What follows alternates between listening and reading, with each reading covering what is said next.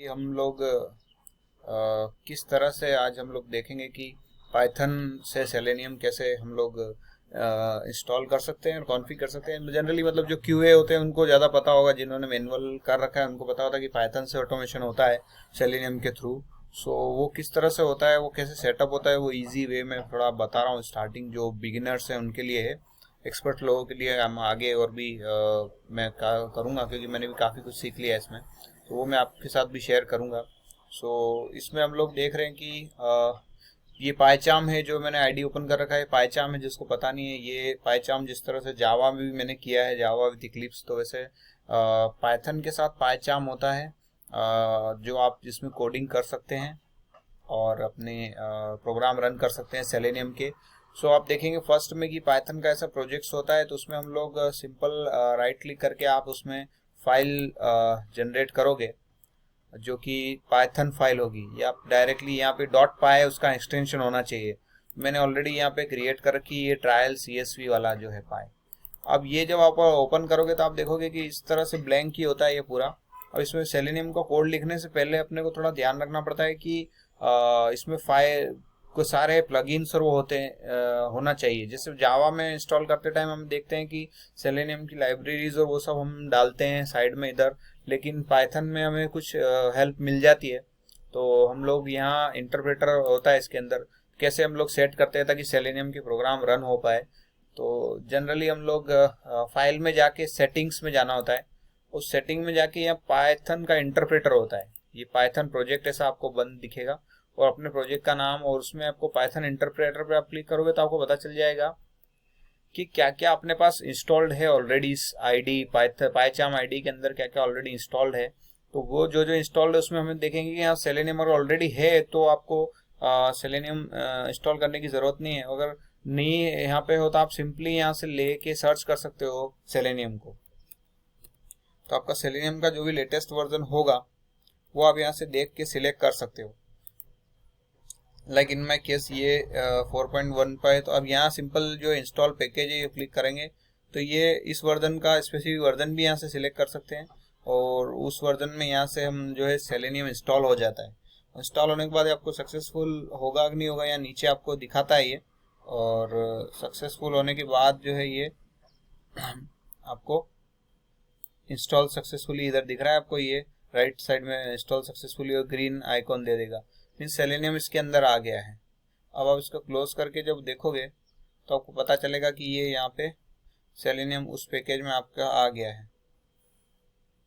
ये देखिए selenium install हो गया है। तो सिंपल हमें कुछ लाइब्रेरी लाने की ज़रूरत भी नहीं है, डायरेक्टली यहीं से हो जाता है, और इसलिए जावा से काफ़ी ईजी होता है पाइथन। और क्लिक ओके करेंगे तो ये सेलेनियम इसमें आ गया है। एक्सटर्नल लाइब्रेरीज में भी शायद ये दिखता होगा, पाइथन की जितनी भी लाइब्रेरीज हैं वो आपको पाइथन में दिख जाएगी। एक्सटेंडेड लाइब्रेरीज है, जो भी लाइब्रेरीज वो आपको यहाँ पे आपको दिख जाएगी कि ये क्या क्या लाइब्रेरीज आपने इसमें डाली है। तो इस तरह से अब सेलेनियम की लाइब्रेरी डालने के बाद इसको चेक करना है तो आप सिंपल कर सकते हो। यहाँ पे एक लाइन लिख के, यहाँ पे कमांड जो शुरू होती है इंपोर्ट करने के लिए ऐसे शुरू होती है, जैसे हम इंपोर्ट लाइब्रेरी होती है जावा में से, फ्रॉम सेलेनियम, देखो सेलेनियम आने लग जाता है यहाँ पे डालते ही। फ्रॉम सेलेनियम इंपोर्ट, क्या इंपोर्ट करना है, वेब ड्राइवर। सेलेनियम में से वेब ड्राइवर को इंपोर्ट कर दो, और from web driver, from selenium dot web driver import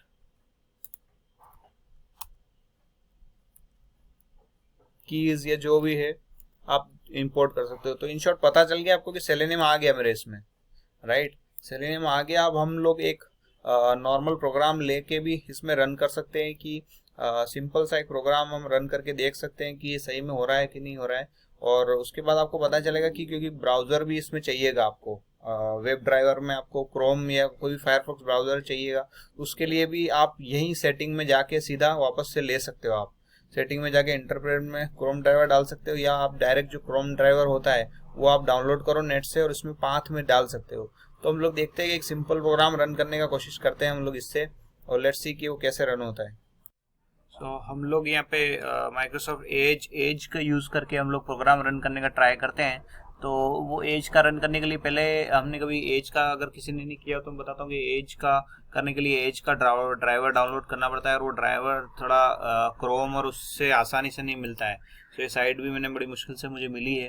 तो इस साइट पे जाके काफ़ी आपको पता ही नहीं चलेगा कि कौन सा ड्राइवर है। जैसा इजी क्रोम फायरफॉक्स का मिलता है वैसा नहीं मिलता है, इनको सेलेनियम का पता है। तो इस साइट पे जाके ये डेवलपर डॉट इस पे स्टेबल वर्जन है। यहाँ पे स्टेबल वर्जन में यहाँ पे आप अपनी विंडोज़ मशीन के हिसाब से, लाइक ये 64 है, ये एज ड्राइवर जिप डाउनलोड हो रही है। ये जिप डाउनलोड करनी है हमें, और उसके बाद हमें इसको प्लेस करेंगे जैसे हम जनरल सेलेनियम में करते हैं वैसे ही। सो एक्सट्रैक्ट कर लेते हैं इसको पहले हम लोग, और ये MS एज ड्राइवर, ये इसका एक्सटेंशन का नेम, इसका नेम ही है .exe फाइल ही है ये। तो exe हमें भूलना नहीं, डायरेक्ट यहाँ से उठाओ और एग्जीक्यूटेबल पाथ में हम लोग यहाँ डाल के .exe, और पूरा पाथ ही उठाना पड़ेगा हमें। यहाँ पे कौन से पाथ पे है,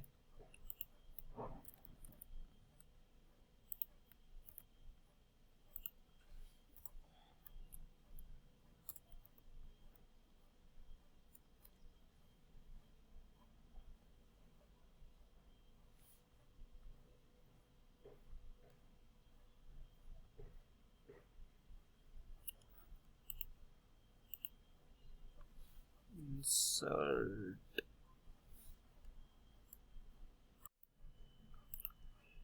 इसमें यहाँ पे हम लोग इसका पाथ जैसा जनरली देते हैं वैसा ही दे रहे हैं हम लोग, और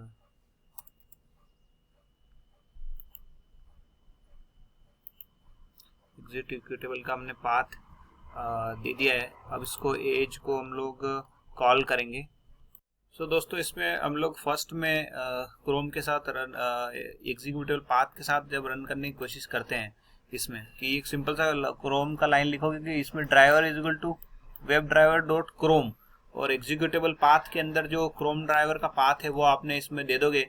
पहले ऐसा होता था, और फिर आप ड्राइवर के साथ कोई भी साइट ओपन कराओगे तो पहले इस तरह से एग्जीक्यूटेबल पाथ वो होता था रन। तो ब्राउजर ओपन करने के लिए ऐसे हम लोग इसमें पाइथन में करते थे। अगर अभी आप इसको रन करते हो, जिसमें मैंने अभी रन किया था इसको, तो ये आपको डेप्रिकेटेड की वार्निंग देता है कि मतलब ये चीज़ पुरानी हो चुकी है एग्जीक्यूटेबल वाली, अब नहीं यूज़ करो। तो हमेशा पाइथन में एक चीज़ हमेशा मैंने ऑब्जर्व की है कि पाइथन में कई चीज़ें बहुत अपग्रेड होती जा रही है धीरे धीरे। तो आपने पुराना आपको भले ही याद होगा, लेकिन नया जो आ रहा है वो नया काफ़ी अपडेटेड है और वो चलेगा ही नहीं आपके कोड में। तो ये जब देखते हैं तो ऐसी एरर आती है। इसकी बजाय पे अभी इसको सर्विस के थ्रू पास करने लगे हैं। अब सर्विस के थ्रू कैसे पास करने लगे हैं वो कोड भी मैंने लिखा है कि सर्विस के थ्रू हम कैसे पास करते हैं। तो मैं इसको पहले कमेंट कर देता हूँ। तो सर्विस के थ्रू ऐसा है कि मतलब S is equal to service करके जो है आपको आपका क्रोम पाथ या जो भी किसी भी ड्राइवर का पाथ है वो आपको S is equal to service करके ऐसे पास करना पड़ेगा। और सर्विस ये जो है ये इंपोर्ट करना पड़ेगा, और इसके थ्रू इंपोर्ट होगी एज सर्विस इंपोर्ट सर्विस, ये इंपोर्ट करना पड़ेगा आपको। मतलब अगर आप यहाँ पे ऐसा लिख दोगे, इसको मैं अगर रिमूव कर देता हूँ तो आपको पता चल जाएगा कि ये एरर देने लगता है। एस इक्वल टू सर्विस, और सर्विस के अंदर ब्रैकेट में आपको पाथ देना पड़ेगा अपना क्रोम ड्राइवर, फायरफॉक्स ड्राइवर, किसी का भी। और सर्विस में आपको इंपोर्ट के लिए एरर देगा। कौन सा इंपोर्ट करना है, मुझे लगता है कि मैं अभी एज के लिए करूंगा तो एज के लिए किया, तो ये एरर चली जाती है इसमें। अब एज और फिर उसको driver is equal to web driver dot Edge, और उस S service is equal to S करके ऐसे अभी नए वर्जन में पास करना पड़ रहा है पाइथन में। और फिर आप अपनी कोई भी कमांड लिखेंगे तो ये आपका, तो ये ऊपर के जो 2 लाइन का सेटअप है ये तो आपको हर प्रोग्राम को रन करने के लिए करना ही पड़ेगा, चाहे क्रोम में करो, फायरफॉक्स में करो, किसी में भी करो। पर वर्जन वाइज ध्यान रखना कि नए वर्जन में ऐसा होता है और पुराने वर्जन में अभी भी एग्जीक्यूटेबल पाथ का चलता है। मतलब 3.1 वाले वर्जन में भी अभी जो है ये चलता है। पुराने वर्जन जो है पाइथन के उनमें चलता है, अभी लेटेस्ट वर्जन में ये नहीं चलता है। तो इसीलिए ये करके अब आप देखोगे कि मैं इसको रन करूंगा सिंपल,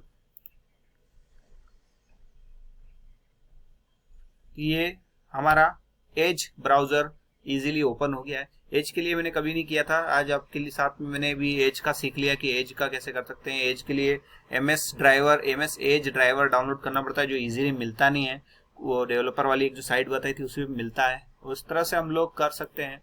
और फिर तो जनरल प्रोसेस ही है, कुछ कमांड्स में डिफरेंस है, बाकी सारी यही है। आगे की वीडियो में हम और देखेंगे कि और सारी कमांड्स यूज करके एक बड़ा प्रोग्राम बनाएंगे और फिर उसको मेथड वाइज करेंगे, मेथड्स कैसे काम करती है, और वो पूरे सारे वीडियोस में इस पे डालूंगा ताकि आप लोगों का लर्निंग भी रहे और बैकअप भी रहे सबके लिए।